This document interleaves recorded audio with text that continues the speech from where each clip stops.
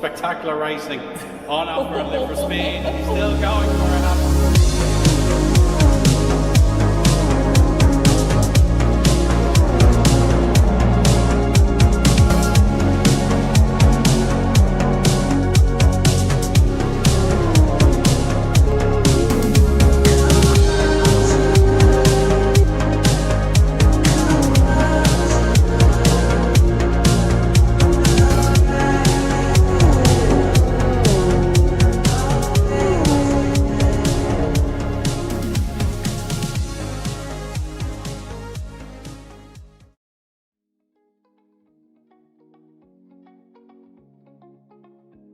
Very good evening, Twitch and YouTube. We're now into the summer months, and we're delighted that Synoris and their GT24X series is back for its grand finale.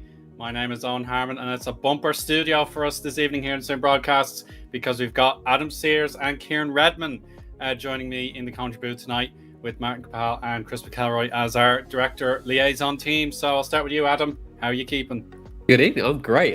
This is going to be great. I love this championship. It's so good. And Kieran, very welcome back to the team. How have you been doing? Yeah, it's been a busy month for me, but really excited to finish the week off with a great evening of GT racing here with the Synoris team, and really proud of what they've achieved over these 5 rounds. It's grown so much, and well done to them all. Absolutely. So we've been blessed, particularly with the last round, myself and Pete, Aston Grand Prix just a fortnight ago, an absolute thriller in the first half an hour, especially there. And Fern Bay is the alternate location. The plan was Rockingham, so unfortunately that fell through. So we're here at Fern Bay instead. A fantastic combination here, the Black Reverse configuration, a much larger circuit with plenty of thrilling corners that will be significantly testing to these cars, particularly the GT3s, the main event, I suppose you could call them. And let's just look at that map for sure. You can see all those remarkable corners. It's just going to be so difficult for everybody to make space for themselves, particularly in this 24 times speed format where we start in the dark and then it comes to sunshine before it returns to darkness. So yeah, I suppose, Kieran, any thoughts on this layout? Well, it's certainly a challenging one to finish this championship off. 31 corners, 4.1 miles. This is going to be a huge undertaking for the drivers, running through that absolutely unique 24-hour cycle within the 1 hour period. So exciting to see how our drivers tackle this challenge this evening. No doubt. So now we move on to our vehicles themselves. The GTR class, first and foremost. We haven't seen many of these cars being chosen, but definitely a great variety. The Leah X in particular looks quite unique, so it would be fascinating to see if that comes out. And of course the RB GTR has been selected as well, so we should see some excitement there from the likes of Johnny SVK. Now, the GT3 class is a dominant one, and the battle between the Mustangs and the Audis have been a particular highlight for myself and the rest of us, so we'll see how they get on. But definitely Porsche, I think, are raring back to see how they can get on this finale. So yeah, that'll be really, really fascinating. And yeah, a wide variety of those 8 cars to pick from.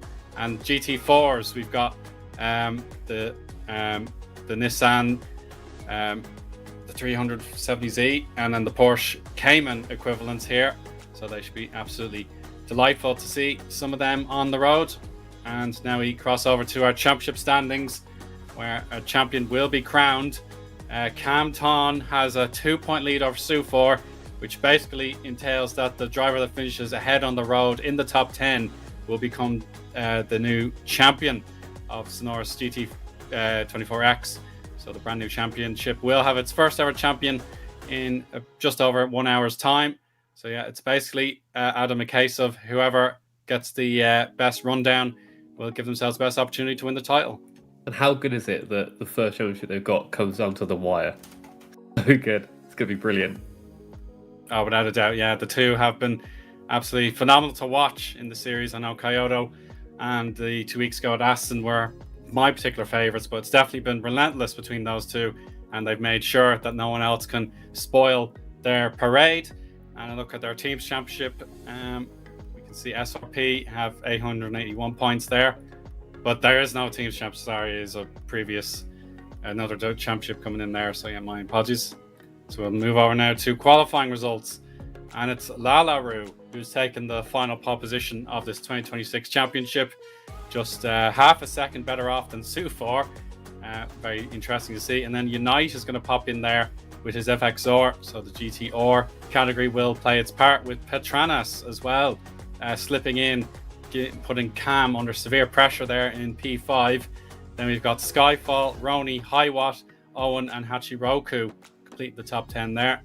Another competitive grid there from Valero, Nicole, Martins, Desnash, Raven Moon, Johnny SVK, Valenzies, Ortiz, Corez and Nako complete the top 20.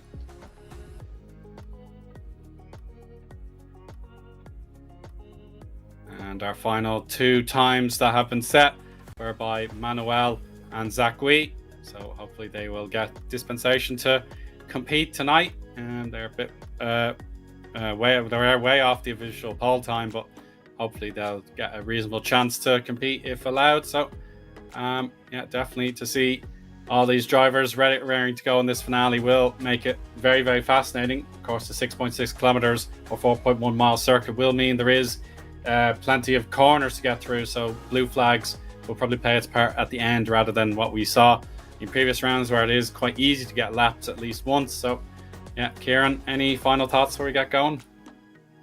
Well, Sufor's put himself in the best position possible to win this championship, P2, but carnage aplenty can happen over the next 60 minutes of racing. Torn is not out of this yet. We'll have to see how that start goes. An 8/10 gap, though, is an interesting one for that quality. I don't know if you maybe just got a bad lap or what, but 8/10 is a pretty significant margin from qualifying. Oh, it absolutely is, yeah. It is a case where the championship has been so close, qualifying has been close, but now that the stakes are at their absolute maximum, we're going to cross over to the circuit now and witness this finale, and we'll get our champion one way or the other. So best of luck to all competitors here in the Synoris GT 24X, and we will hopefully get going straight away in this Jamaican night sky, and they're off. Sufor gets a terrible launch as Unite wants to go for the lead here in the GT or spec car, and Lalaru may just have to yield here, but Cam has surged through into P4, so that makes it a direct head-to-head between the contenders. Lalaru, though, in the Porsche leaves the door open into the first complex of corners, but here in Fern Bay we do have the floodlights. They will help for a while, but you've got to be really careful. Huge amount of curve taken by Lalaru as well in that second corner. That's certainly an interesting corner opportunity there, but now Highwatt, the series organizer here, wants to break through now that he's driving a GTR himself, so that will be the chance. But Unite is absolutely skied away here. He's 1.4 seconds ahead of everybody else here, which is truly something to behold. I love this. Starting in the darkness. It reminds you of the Bathurst 12 hours. It's really good stuff. GT3 cars screaming in the night. We absolutely love to see it. We've got scraps aplenty happening here. Hachiroku looking to make some moves here. Up the inside he goes there, looking to defend Miley. We've got a couple cars in the wall. There's been contact there. That's not good to see. I think everyone's just about pointing in the right direction, but Hachiroku able to put a bit of a gap there as Valero goes to on Highway. That's the wrong way through the chicane. Petranas spectates before he could hit the wall, and hopefully race control will let him rejoin. Yes, they will. So Petranas gets a second bite of the cherry. This is chicane. We've seen it all throughout the years in Live for Speed. It's one of the most dangerous complexes in all of Live for Speed, and cars are going to ride the grass just to give themselves a chance. But now the middle sector presents a huge challenge. Turn 24, it all of a sudden goes to the left, so you have to be braking very early, or else you're just going to smash into that barrier with the Volkswagen stickers on it. So yeah, everyone has seemingly negotiated it correctly. Roll for Roni Push, and he's going to have to rejoin at the back. I was just going to say, I've had the privilege of commentating on the RTFR series this year. We've actually used part of this layout in one of the events, and it was the most incident-packed event that we have had this year, and the incidents keep rolling through whatever the championship may be. We've had cars hopping up on two wheels, DTM style, love to see it, but people are having to take risks, big risks here in the early stages to get that position up the track. Our current championship protagonist, Sufor, is in the second position, and we've got Valero off in there. I'll finish the thought. We We have Torn in P4 as well, with one car separating them. That's Lallaroo between there. But our championship protagonists run 2nd and 4th, respectively. The car that Roni's running, have we had that in the championship so far? I don't believe we have. I just mentioned it in brief. It's one of the bigger GT or class cars, so yeah, certainly we'll see a lot more of it tonight. So it's become quite popular. The only mod in that much of series. It's the only mod in that class, as well, isn't it? No, they're all mods in that class. What, in the GTR class? Yeah, they're all mods. Okay. Oh, okay, my bad. So yeah, it's kind of a mix between LFS standard cars and mods, but yeah, we're probably seeing all the mods. So the RB GT or is an interesting case because it's one of the default cars turned into a mod. Oh, I see. Okay. Yeah, that's probably what the confusion is. But we're on board with Hiwa, and he's got to challenge Valenzies for position here.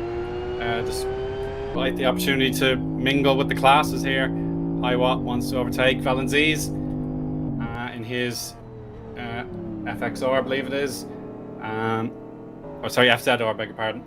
But Remy, in one of the McLarens, he wants to make an opportunity as the sun now starts to rise. So a very brief nighttime cycle.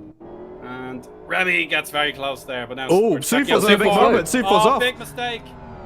This is huge for the championship. Sufor has gone from 2nd position down to 5th, and now Torn takes the advantage and currently runs in P3. This is huge. Drama aplenty in the first 5 minutes. This championship has been blown wide open.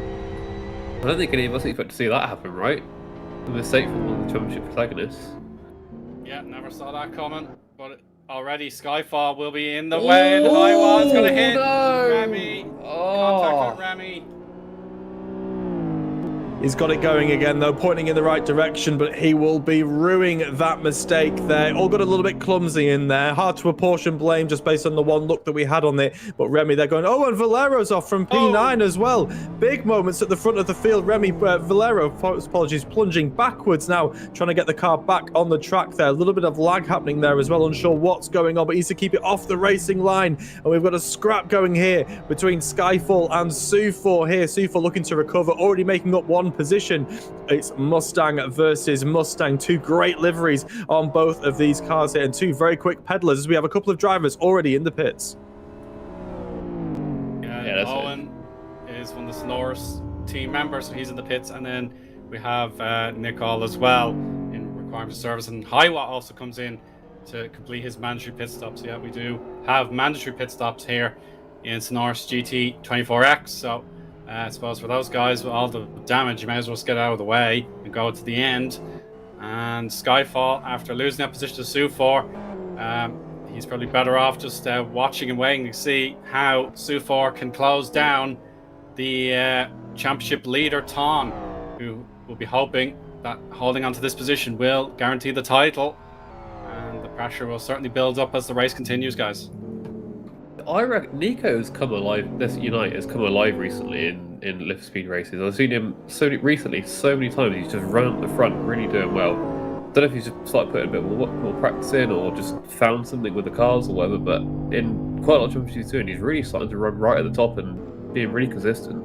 He's a very, very quick operator. He's a very, very, very top driver here in Live for Speed as well. But yeah, exactly. He's a protagonist in every championship that he enters, but his form has certainly hit a rich vein at the moment, running just a second ahead of Lallaroo, although Lallaroo has just made a couple of tenths on him there, 0.7 the gap. So Lallaroo will be in the draft. Unite will be driving in his mirrors, trying to keep him behind. There we have our leader on board, Unite. And I've just noticed he is running in a slightly older class, guys, compared to that of Torn and Sufor chasing him down. That's really interesting to see there. So arguably a much less capable vehicle, but yet the gap remains the same. Unite leading the way. Yeah, significant gap still here. So well spotted there, Kieran. But yeah, we're up to lap 4 now for everybody. Unite has everything under control. Oh, Skyfall. It feels like it's been a lot more than 4 laps. It's been great. Yeah, it's been crazy. Yeah, 2 minutes 20.499 is the new fastest lap, and a huge commitment there by Lallaroo to overtake Skyfall there. So what a great move. Yeah, big lunge from Lallaroo. And Valero's off again. Oh, that's the second time he's gone off. That's like damage to me. This race is going from bad to worse for Valero. Unlucky 13, he finds himself rejoining in that position. That car looks like it's going to be carrying quite a lot of damage to the rear, but elects to keep going there, guys. Yeah, it's mostly cosmetic in fairness, but it was from that earlier incident. Oh my word! Raven Moon here, June Raven Moon, under pressure here.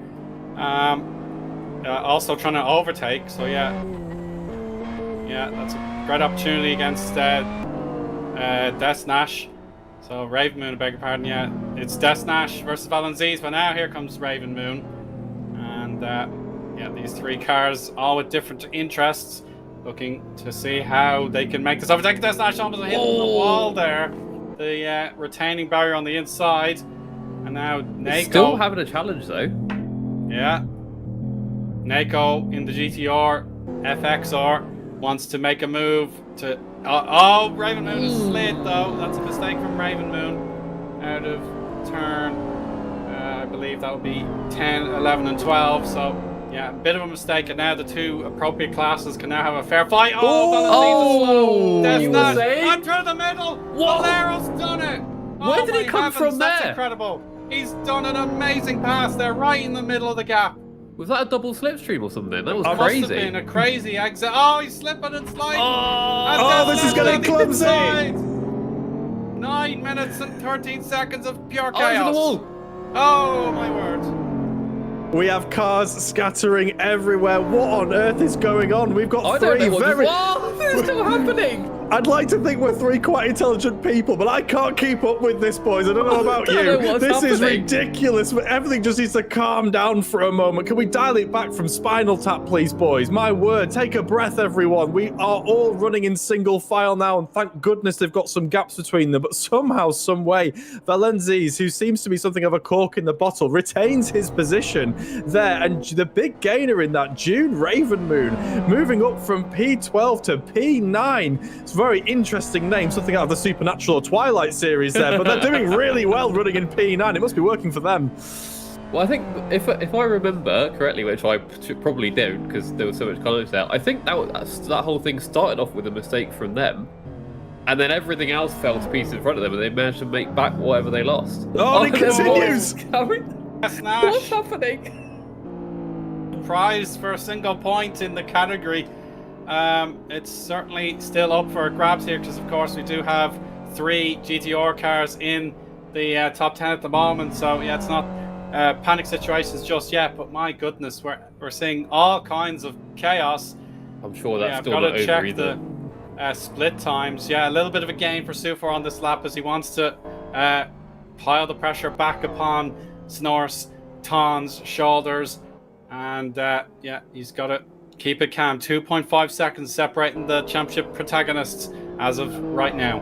Well, he was second, right, and then made that mistake. Yeah. So I think it was about 5th, and has now managed to obviously work his way right back up to that 3rd place and start putting pressure on again, almost. Andy is the quickest man on track. He is setting purple sector, purple laps, and more purple laps. It's a good colour scheme he's picked on that car because it's sort of, yeah, he's sort of going for what his sort of theme is this evening. He's slowly reeling in Torn here. This is going to be a battle over the next 48 minutes, and I can't wait to see it. But this is something to consider here. This is a championship battle. It's one thing to catch up, it's another to overtake, particularly in the battle. There's another car in the wall there as well. I think Nako, it's that's Nako again. I think, yeah, Nako, I think in that white, that was the person that was catching up to that GT3 pack and then went head on into the wall.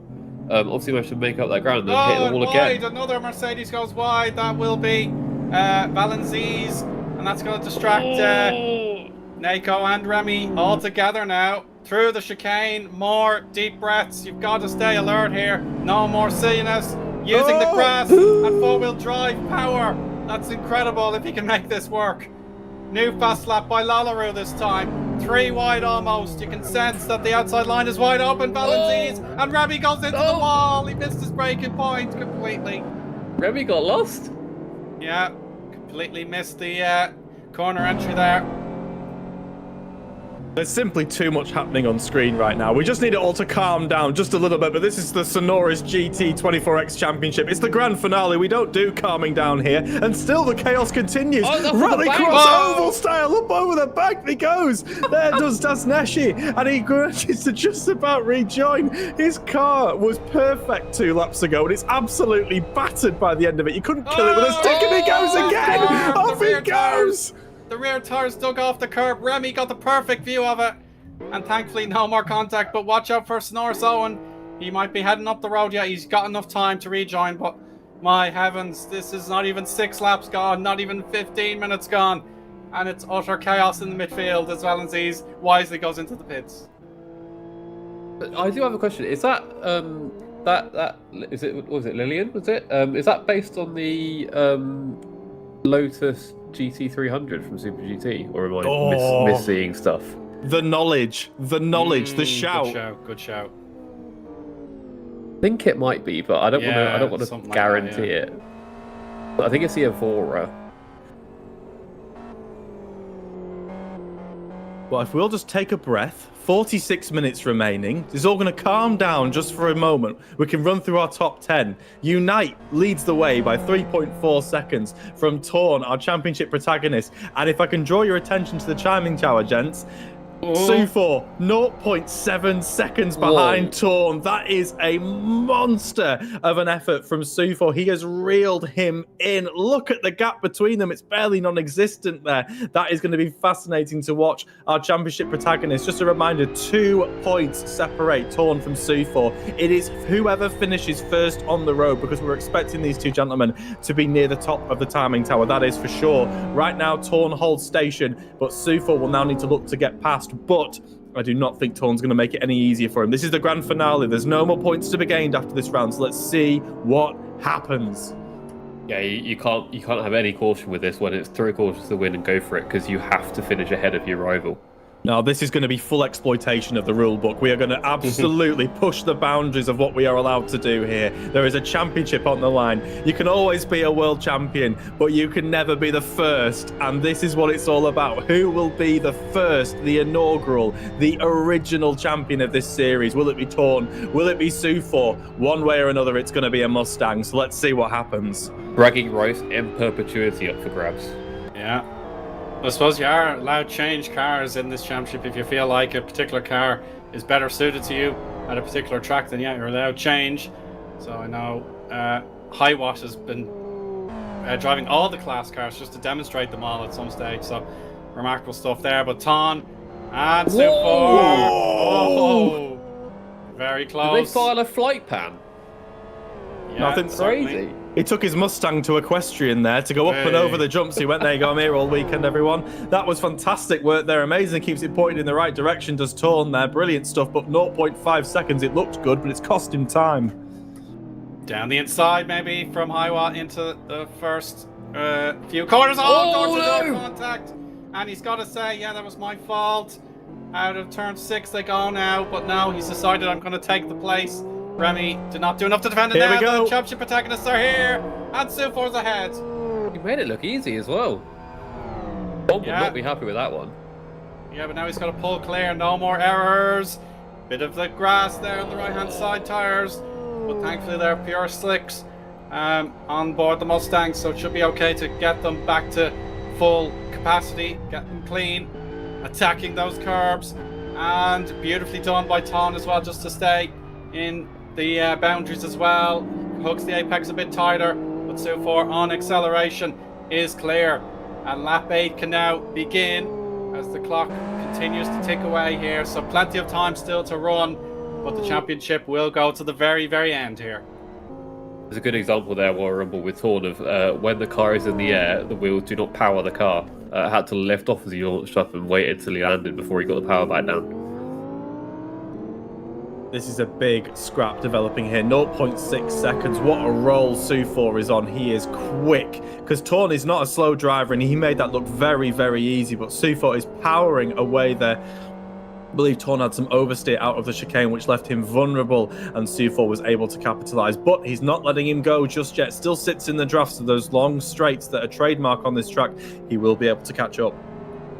And we've obviously seen Sufal make a mistake earlier as well, so anything can happen in the next 42 minutes. And Desnash has just been lapped by race leader Unite, who Gabor, the Yes Motorsports representative as of the new year. Oh, Martin's in the wall there at the last corner. Just completely got it awry, and he'll hopefully be able to back up and restart. But I was just going to say that our Twitch chat has Gabor with his insight, and Nico, aka Unite, did not do any practice. He just needed a setup a few minutes before race start, and he's absolutely pumping in the laps at the moment. And there's a pit stop for Johnny SVK, one of the other GTR contenders. That's an insane flex. Yeah, not the most humble of brags, if I'm to be honest. No.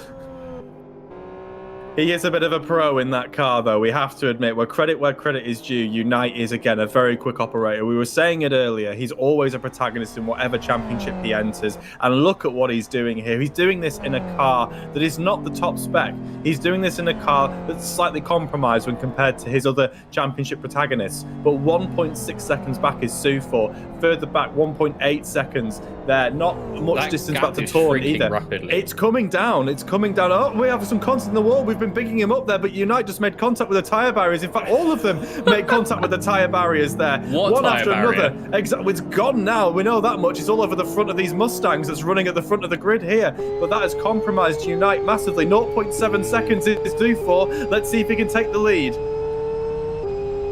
Well, while we've got a second, I just want to say, Kieran, you know what I'm like with liveries and a golf livery. Deshnaz's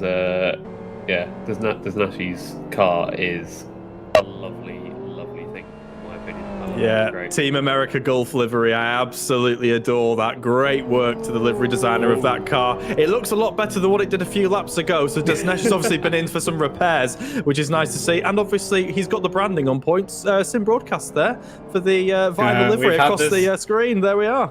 Yeah, we've had this before now. Let's not curse anybody, please. Thank you. He does a pretty good job of cursing himself from what we saw a few laps ago, but... Vanson Lallaroo is closing the gap into Ton for the podium. So, no doubt, Lallaroo, after losing out on the first lap, he's still got motivation to succeed here and make life even more difficult for Ton. And yeah, he's putting in very good times at the moment. But Unite, we did mention now that he has a gap. Go ahead. We did mention Sufal earlier had the fastest lap and was pounding them in. And obviously he's closing right up to Unite consistently every single sector, it feels like, gaining massive amounts of time. But Lallaroo currently with that fastest lap, so as much as Sufal is gaining, Lallaroo must be gaining equally or if not more. That camera shot was fascinating to watch. Can I just take a moment there just to comment on the precision accuracy that Sufal hit that chicane, whereas Torn, you just sort of took a little bit more margin, and that is what it's been between these two marginal gains, where Sufal is happy to take just that little bit more risk when he comes to attacking these corners. I think that's what's made the difference so far, but we've also seen it's bitten pretty bad there, and we have Desnesh and Valenziz in the wall again. Huge damage to both of these vehicles. Both of these drivers have been in so many incidents a few more laps ago, and that is a very compromised Gulf livery there from Desnesh. We have indeed cursed him by commentating on the livery. Here we are, we apologise, but look at the state of that. Oh my word! What's happened there? Oh, it's a case where, yeah, Desnesh was pounded into the barrier there. They must have made a bit of contact, and both ended up hitting the walls. Desnash's car is in very bad condition. Yeah. Oh, he's rolled it. He's rolled it because the rear right suspension is gone, but it's a tumble. He's back on his wheels at a very dangerous part of the track, and he's beached. He's not going to be able to move. Oh, no, he's okay. Reverse. He's actually all right. That's not going to get back to the pit, so is it? Surely. That's got so much damage. Yeah, he's just a few corners. Oh. He can't keep it inside the track. He has about 30 seconds before really quick cars are going to come, but my goodness, that was an enormous incident. So he's just got to stay nice and easy. Maybe cut the chicane if it's not too dangerous on the inside line. No, he can't cut it on the inside really, but yeah, just find a way just to you can see the overhead camera shot. Oh my god. Yeah, watch out. Yeah, there we go. Pull over. Oh. Yeah, that's June Raven Moon going by now, Valero, so he's okay. just get by, use the gap left behind, and one more hairpin to go, and he should be alright. I mean, we're looking at Desnash, but there's also a huge one for Valenzi, who's managed to make it back to the pits. But yeah, huge impact in the wall for them as well. Yeah, I think we've just caught the tail end of an incident there that occurred. And obviously, we can't apart any blame without seeing that clip, but we have our fast drivers there coming up to the back of that. Hopefully, Desnash can get back to the pits, get the repairs done, and without compromising anyone's race at the front of the grid. Obviously, they're June Ravenmoon, very lucky to get through. They're running in P5. There is June Ravenmoon, as we have Valero in the pits as well. Valenzi is taking some well-needed repairs, but this gap is coming down at the front. Unite currently leads the way from championship leader as it stands right now, Sufor, who will take the honours there as Unite. Big puff of smoke there, really sideways, and that has allowed the gap to come back even closer. Sufor now sits in the draft. These two are on the ragged edge. We will have to wait and see who comes out on the top. Through the chicane they come, fast, quick, left and right, up over the curbs they go. Aussie Supercars style there, all four wheels off the ground, pitches in nicely, hits the apex, and power down they go. Unite getting the better drive off the exit there as they come over the start finish straight now. Through they go. It's Unite from Sufor, and from a faster Torn. lap for Sufor as well. That is a man on the move there. Look how much curb he's taking there. Is Sufor. He's right on the tail now. We have a battle brewing here for the ages. It's Unite versus Sufor. Old school versus new school. Let's see what happens. I will say this Mustang feels inevitable as it approaches up to the back of Unite there.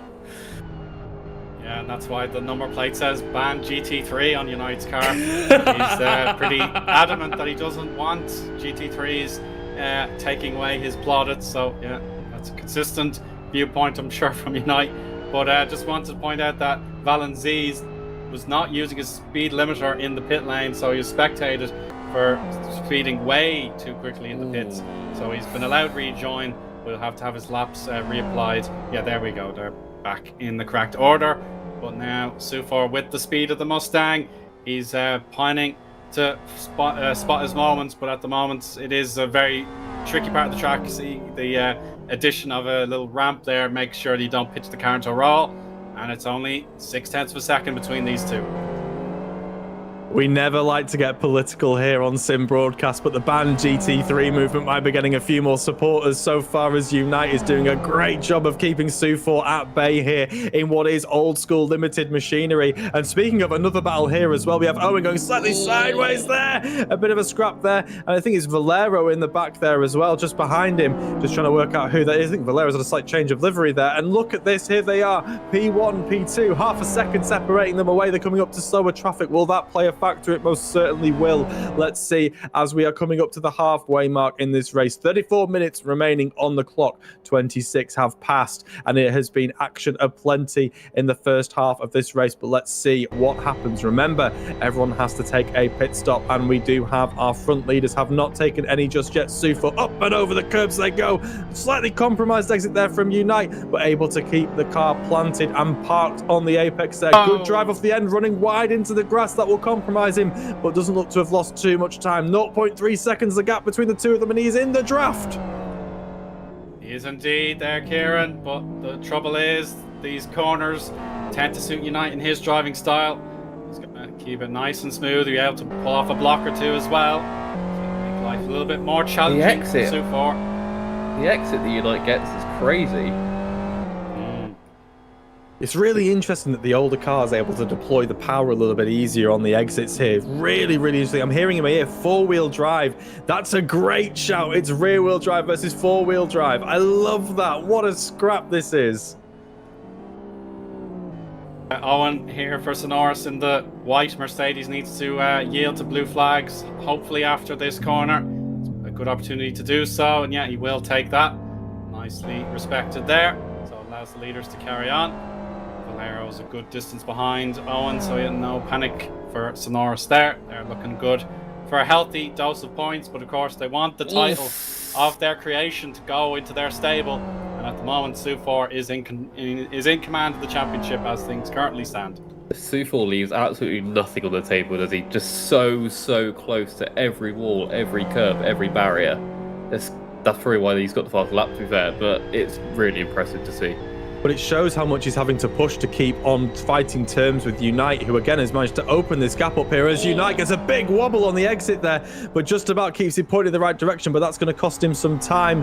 But not, I don't think, the position there as we head into the heavy braking zone now. It's a quick kink to the right and then a heavy left turn there, and they both exit taking slightly different lines, and you can see that gap has closed up again. Four-wheel drive versus rear-wheel drive, old school versus new school. There's advantages and disadvantages to both of these cars at different sections of the track, and it just seems to be that SyN is piling on the pressure, but Unite, give him the credit where credit is due, he's dealing with it really well so far. Oh, of course, and as we hit the 28 minutes mark with 31 and 55 seconds to go, it's a case where SyN just needs something to go his way here. Roney will be coming as the next lapped car. That won't be a concern for another little while. Across the line, and the slipstream is definitely helping SyN out. But, oh, heavy hits on the curb. Two wheels in the air for Unite, but he's held it this time. He did roll it in a practice race, and thankfully he's learned from that previous error when it counts most, and he's still in the race. Well, and Tom is in the pits. Four-wheel drive being shown there, even while on two wheels, still got two wheels powering him. Exactly, that is very true, Adam. Unite auditioning for a seat with the Ducati squad in the MotoGP category there. Lovely stuff and very nicely controlled there. Great work was Unite, just pushing for everything that he can, but somehow manages to maintain the advantage that he had, about half a second. I no doubt SyN probably backed off a little bit thinking, well, he's going to go up and over here, but somehow Unite keeping all four wheels pointed in the right direction. But that was proper heart in mouth stuff, and knee down did Unite go there. Great work from him to keep that all under control. I can tell what you've been doing earlier today, Kieran.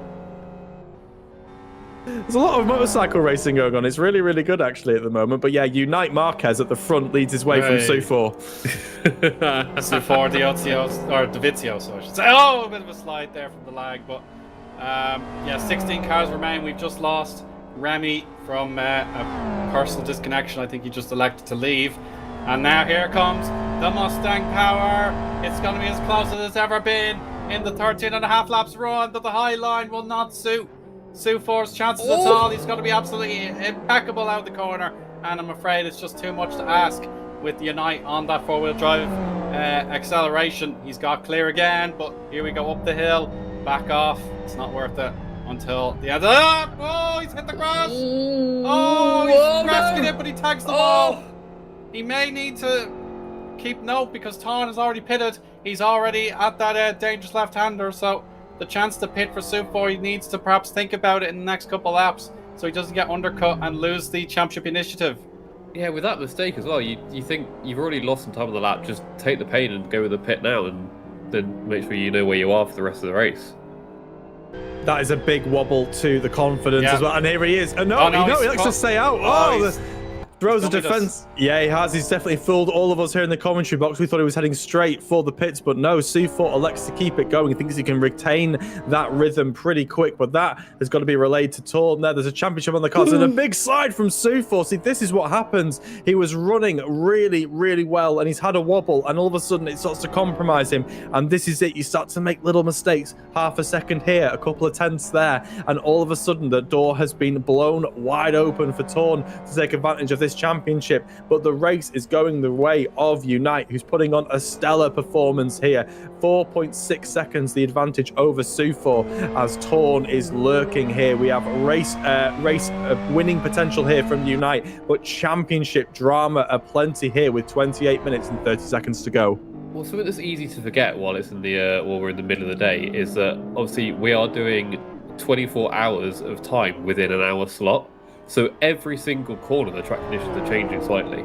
So they just got to try. That's might be some of the issues you're seeing is that people are going into the corner expecting a certain amount of grip and it's slightly changed and they're just not quite anticipating it. It really keeps you drivers on edge the whole race. Absolutely does, Adam. And now Highwatt and June Ravenmoon competing for a top 5 overall finish here in the GTR category.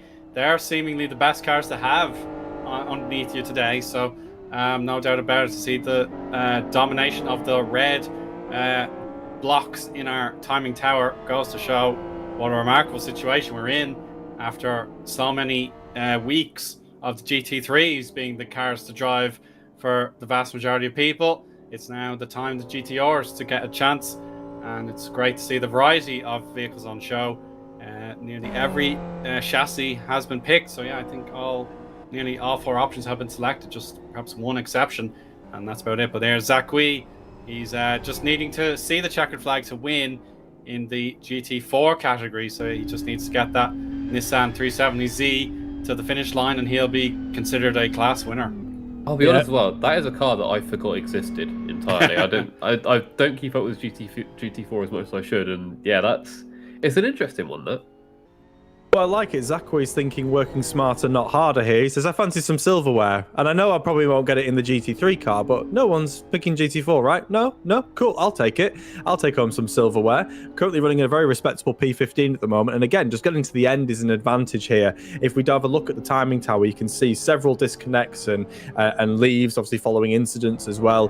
Points are there for those that finish at the end of this race. And Zachary will be picking up some real class honours here by sticking through it. But right now, SyN continues to push and eat into Unite's advantage here. 2.8 seconds, so that gap is coming down, and SyN continues to hold on to the fastest lap of the race. So while he has made that mistake, he is recovering as quickly as he can. And again, this is trademark and speaks to sort of SyN's season.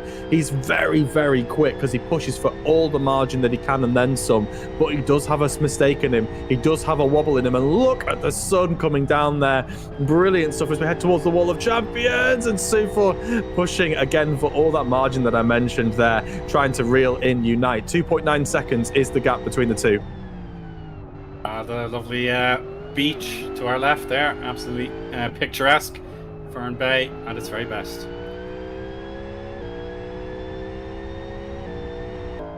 And we've got confirmation that in order for Ton to complete 8 seconds refuel, it took him 20 seconds from start to finish to get that pit stop done. So if SyN, by going longer, he might need to put less fuel on board, and that might be a 7 seconds plus the remaining time out of pit lane. And there's a look at Zachary briefly as he gets lapped, and there's Ronnie himself getting out of the way of his fellow GTR driver Unite. They know each other so well down the years, and it's good to see the respect still on show here. So well, I guess the other thing is follow along. We don't know how much fuel they put on to start with either, do we? Oh, that's very true. So Yeah, we could have some strategy games being played here between our drivers. Again, we don't have the full picture here in the commentary box, so let's wait and see what happens towards the end of this race. This feels like it's going to come down to the last 10 minutes. I feel like we're going to get a real picture in the last 10 minutes. Again, we are waiting for SyN to take his mandatory pit stop, as we are with Unite as well. And that gap to Torn is the main thing to see here as SyN goes up and over the curbs he goes, but he's got to navigate past Roney before we wait and see what happens with him. Well, I don't know what you guys think, but from watching SyN here, it feels like potentially he might have chewed up his tyres. Like, obviously, we know they're in his pit, they can't stretch it out, there's no point tyre saving. So he's obviously been pushing incredibly hard, but I just feel like when we were watching him, he just sort of was sliding about and struggling with understeer, and I don't know if he was just pushing too hard or what, but it gave me the impression that maybe the tyres were gone. Yeah, good spot there, Kieran. He hit the wall, SyN did. No real problem, but that's Unite, of course. Unite has lost a bit of time, and Roney using his own desire just to follow the race leader. He will see the chance to pressurize Unite a little bit, and that is allowing SyN straight back into play, and we're getting the opportunity to put our headlights back on for the sunset phase of the race. Roney hits the curb very hard there. Thankfully, does not pitch into a roll. Yeah, I think SyN's tyres are a little bit worn. It's not anything crazy, but probably starting to lose a little bit of grip now, I think. And again, I'm just looking at the advantage there. 28 seconds now back is Torn, so he's lost a couple of seconds there. Not sure what's going on, but SyN's off and widening the wall again. Another mistake creeping in as he comes to the slower moving traffic. He's just trying to get around trying to get around Roney, and up the inside. That is really, really tight. Roney's gone. Roney and Nicole make contact. That was for position, and Nicole carries on P8. Well, I'm guessing that huge dive from SyN just threw him off, and then just didn't quite keep track of where Roney was, and maybe Roney didn't quite keep track of where he was. and just look like they might have just come together at the apex. Just minds meeting in the middle there, and unfortunately it did not go Roni's way, but he is still up and running. But there, real Sufor is pushing for everything that he can, but those mistakes are creeping in, and every time he's catching up to Unite, he's closing that gap, and then he's making the error, and this is it.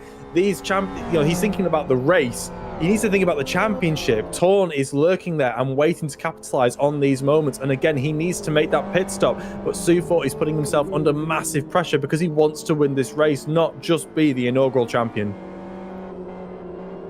You can't blame him, I suppose. You may as well put every situation into your control because, of course, if Ton was to finish second, then, yeah, Sufor would be under real pressure just to seal the deal.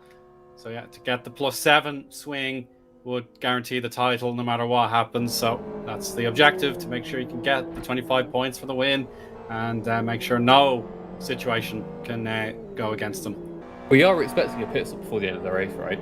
Oh yeah, 100%. So yes. He obviously still has to push because you don't know where Torn is going to be once he comes in and comes back out again. At least when you're driving, I doubt it's going to be, you're not going to be doing all that kind of mental maths, are you? No, it's not really ideal to be thinking about that when you should be driving. You've got to have someone in your ear just to calculate the delta, for example. You can't do it on your own when there's so much on the line.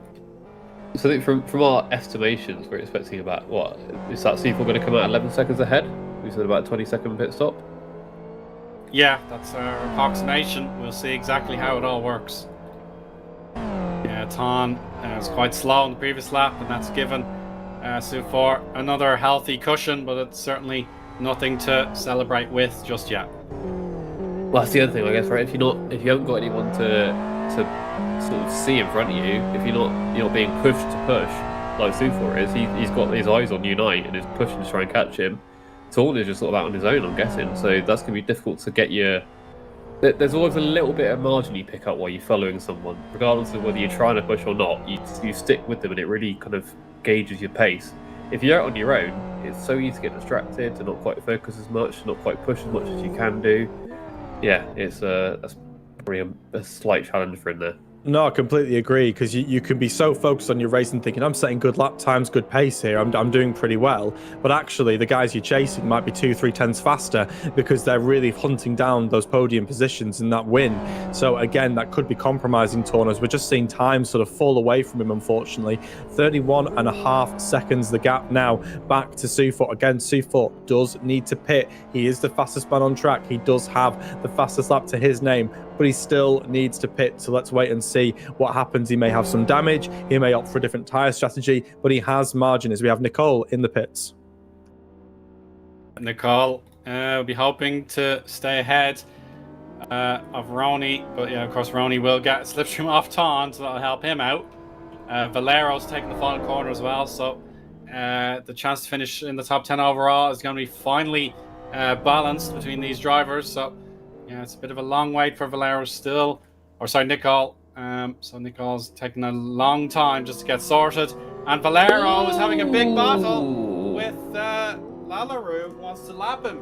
So that's a terrible distraction for Lallaroo, who we of course need to remember is all zone in P4. So Valero not being very polite. Lallaroo taking an interesting approach to track limits there, electing just to go up and over the curb, NASA style there, but Lallaroo continuing to run in P4 as Nicole finally exits the pit. And can I just say, running one of my favourite liveries of last year. This is the Halloween edition of Rexy, and that was ran at the Petite Le Mans last year. Great livery, really love this as well. So yeah, good to see it out on display here in an esports setting as well. But Nicole running in P11, fresh boots, full fuel tank, full push to the end. Final 18 minutes remaining as the battle at the front has closed right up. Unite versus Sufor. There's less than a second separating them now. 0.6 is the advantage. Does Unite have here as we head into this very, very tough complex of corners here? We're going to come up to a bit of a chicane now.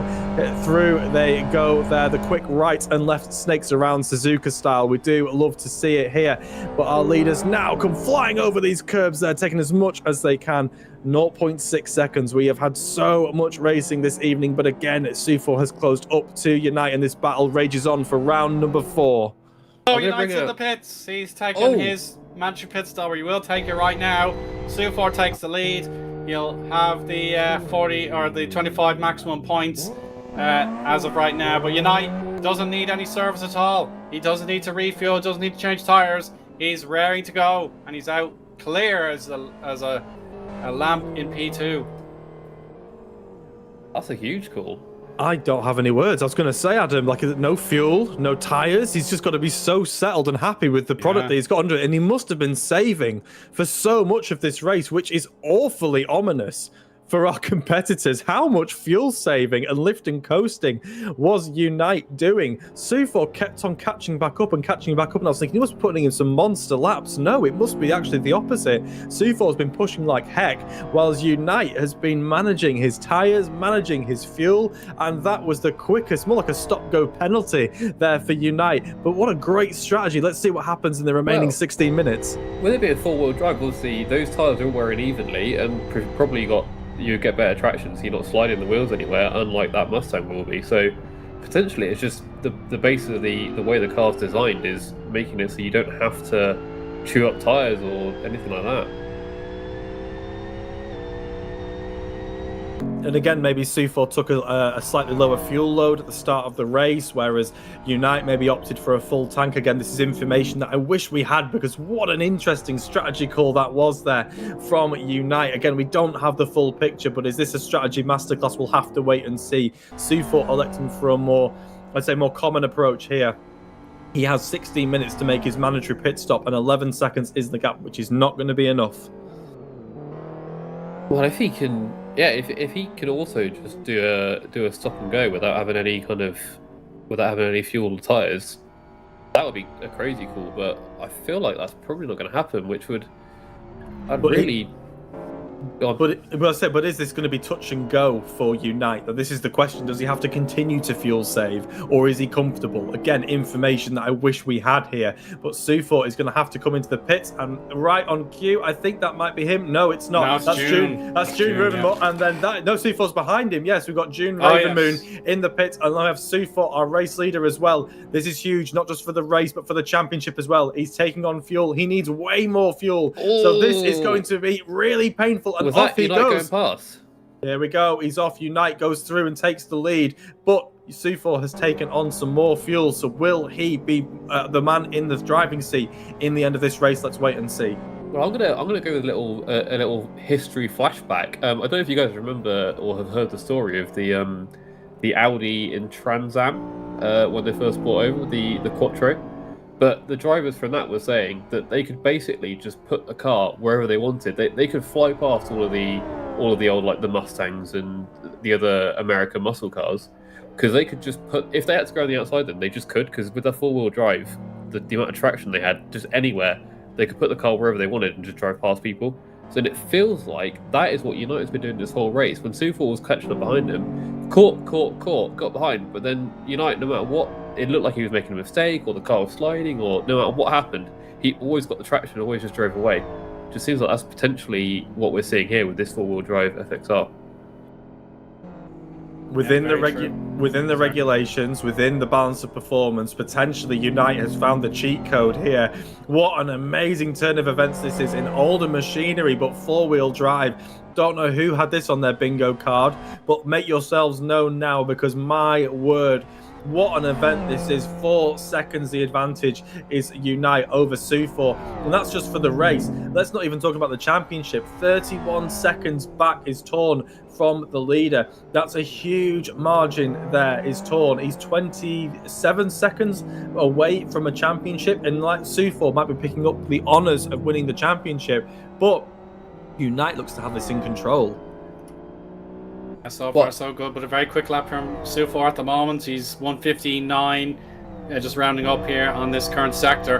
So he's not going to sit back and take no for an answer until the checkered flag waves. Well, as they always say, catching is one thing and passing is another. But I also wonder if you guys with a bit more knowledge on lift for speed over the years, have we had a championship with these two classes pitted against each other before? No. But that could potentially be why. I mean, it'll be interesting to see what happens with season 2, because it seems like they're just finding their footing to see what's faster, what's slower. And obviously, the other thing is if you can switch cars within a class per race, that's good. You have to decide which. Sorry to interrupt. You're gonna have to. You have to decide crazy.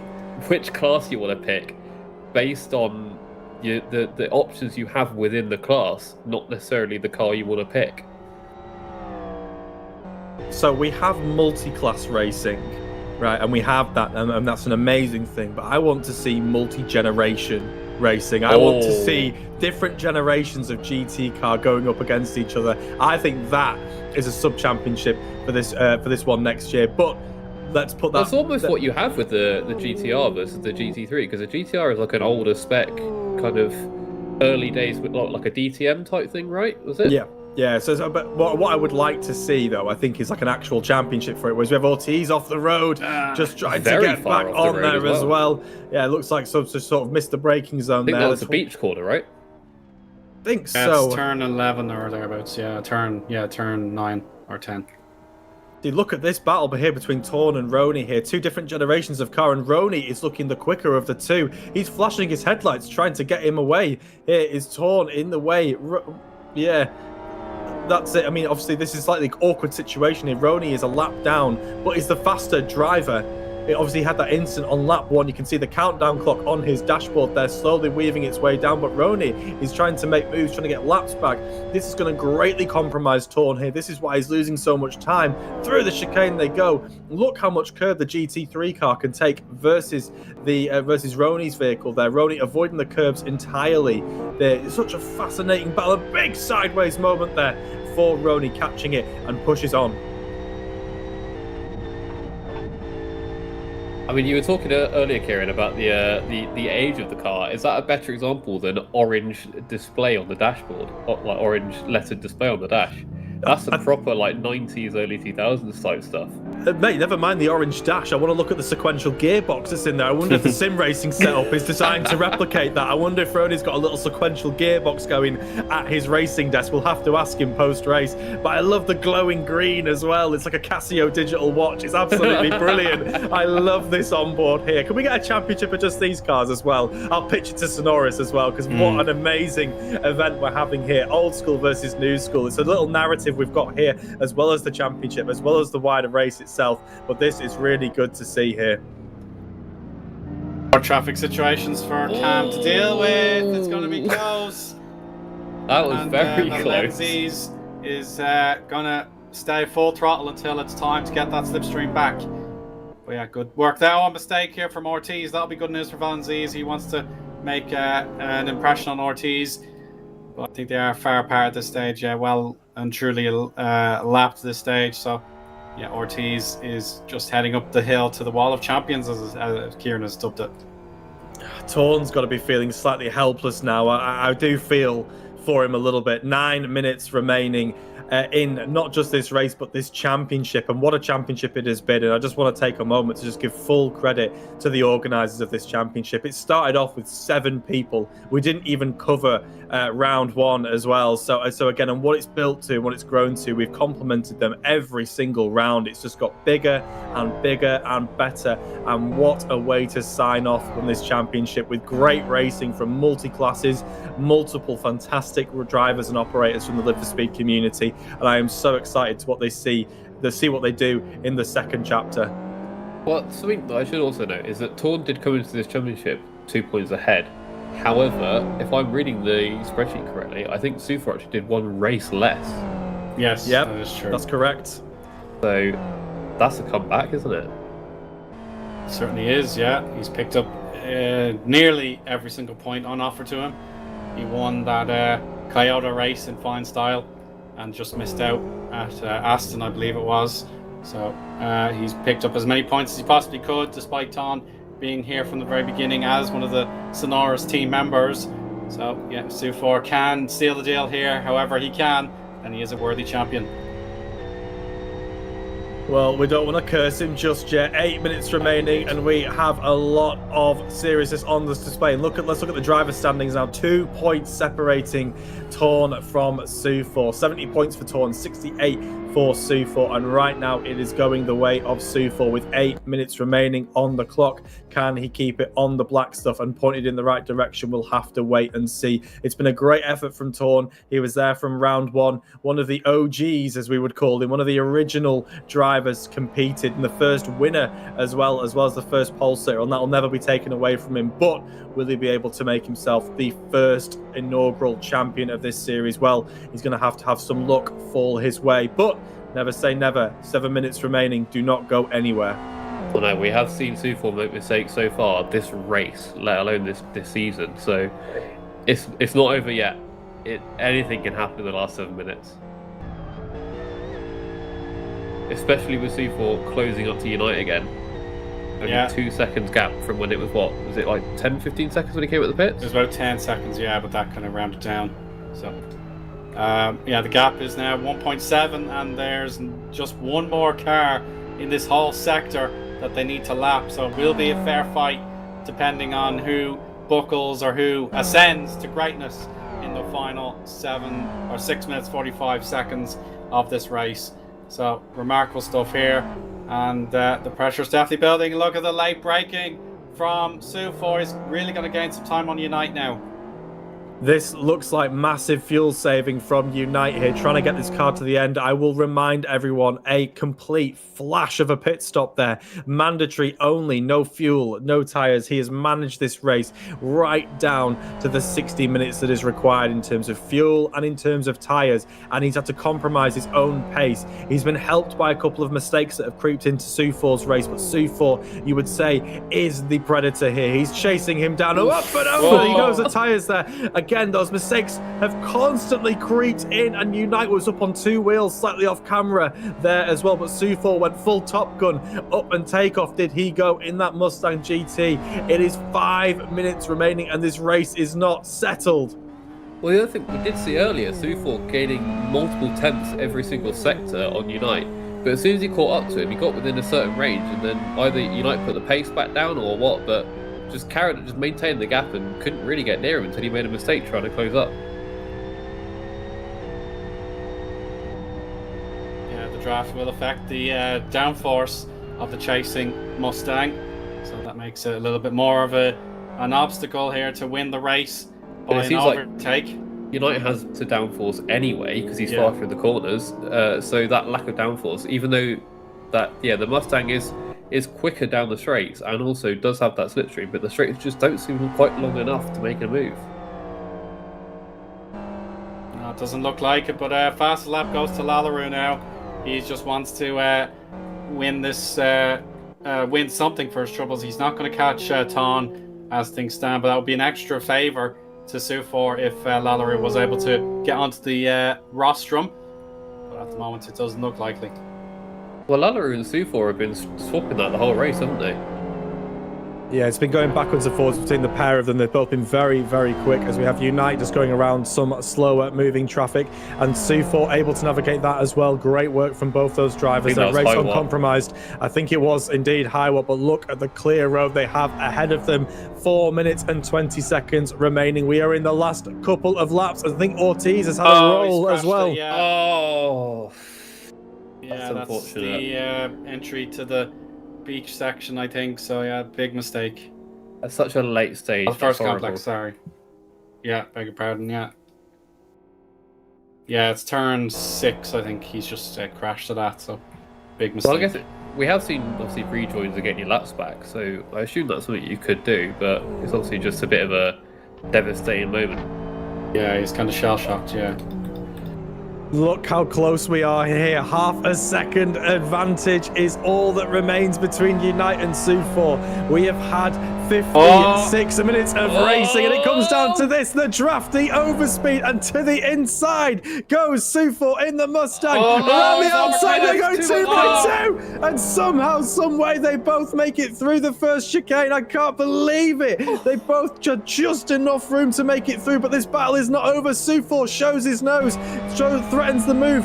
Compromised exit there from Sufor. Unite is up the inside, which will become the outside for this next section.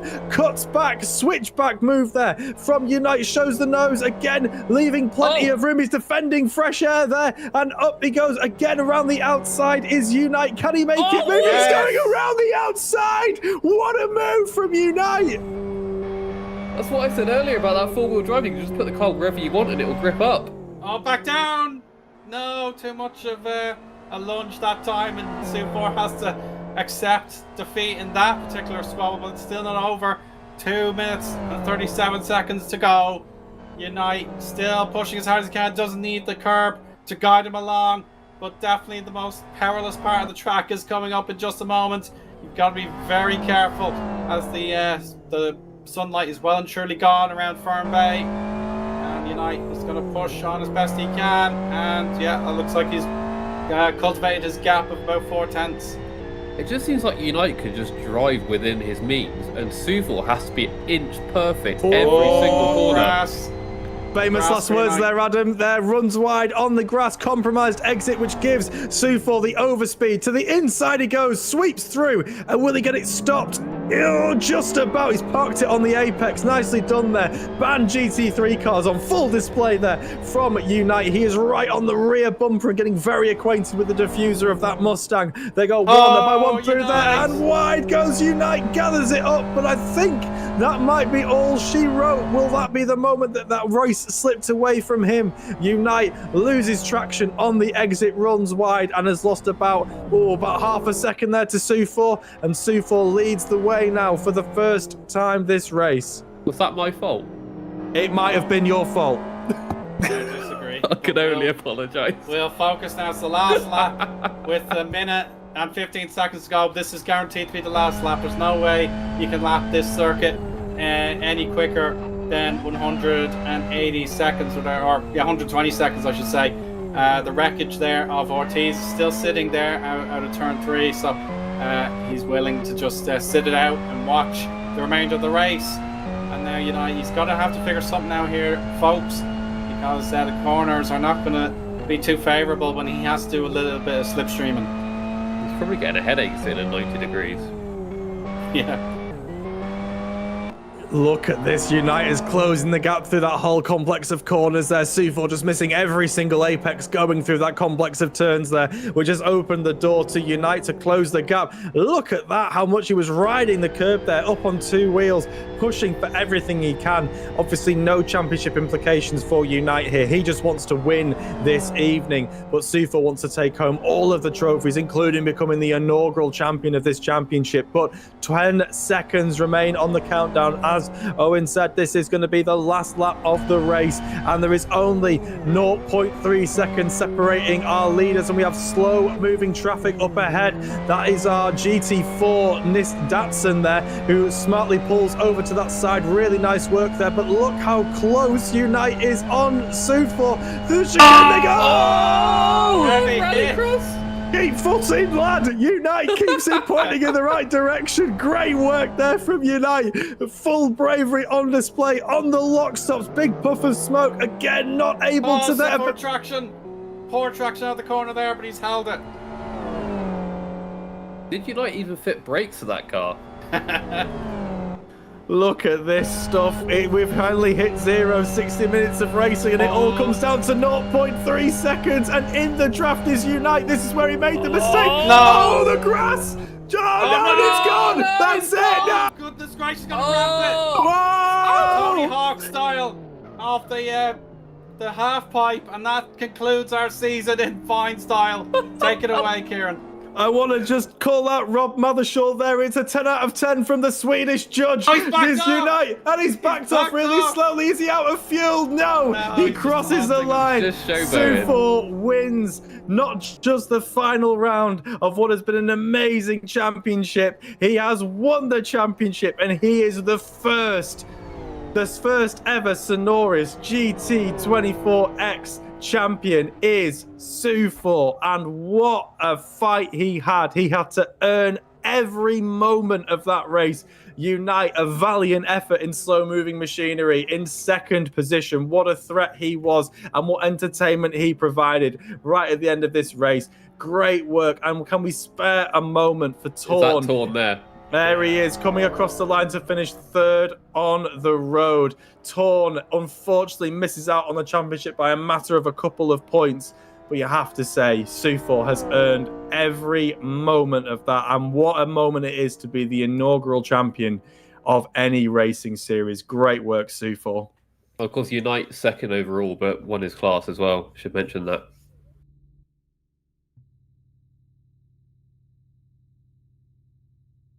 Full classification here until Ravenmoon can sort this out. He's just stopped in the middle of the road, but Zachary did not take his mandatory pit stop according to LFS here.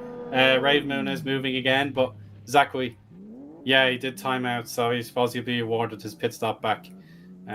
He would have perhaps taken it before the race, so he should be given the double check and get himself a reward for his GT4 lonely drive. But there we go.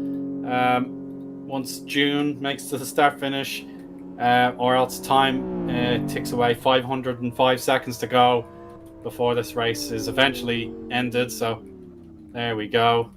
What an ending, guys. We've been treated to another absolute spectacular by Synoris.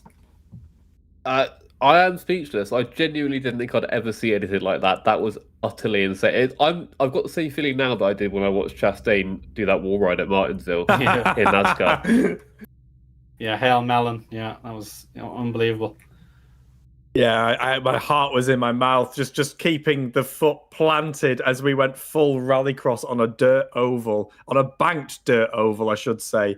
Again, what a moment for the championship. I think I know what will be the thumbnail for the race replay, that's for sure. Definitely. That was insane. Utterly. I love this championship so much. It's unreal.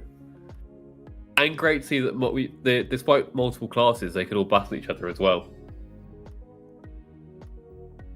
Well, there we have it. Let's take a look at that there. Sufor wins not just the race, but the championship. Our inaugural champion of the Synoris GT 24X season is Sufor, and what a win it was. 2 seconds was his advantage over Unite, but that doesn't tell even a tenth of the story that was this evening, with Torn finishing up in P3, and he will collect some silverware this evening, but he will also finish second in this championship. What it could have been for Torn, but yeah, heart goes out to him, with Lallaroo picking up P4 and JSK finishing out the top 5. Hiwatt P6, Roni P7, Valero P8, June Ravenmoon rounding out the top 9, with Nicole propping up the top 10.